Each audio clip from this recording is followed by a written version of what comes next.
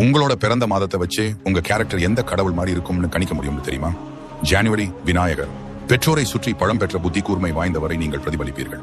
பிப்ரவரி குபேரன், கஜானா முழுக்க கொழுத்த பணமும் வைர வைடூரியங்களையும் வைத்துக் கொண்டு ஏழை வேஷம் போடுபவர். மார்ச் முருகர், வேகமும் கருணையும் உங்கள் ரத்தத்தில் கலந்திருக்கும்.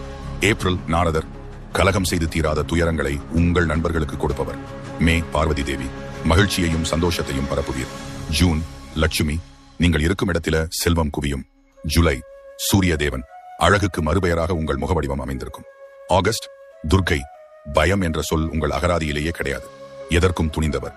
செப்டம்பர் ஹனுமன், உடல் வலிமையும் மன வலிமையும் நேர்மையையும் உயிரினும் மேலாய் கருதுபவர். அக்டோபர் கிருஷ்ணர், காதல் லீலைகளும் பெண்களும் உங்களுக்கு பழக்கப்பட்ட விஷயம், மனதால் தூய அன்பு கொண்ட மகான்.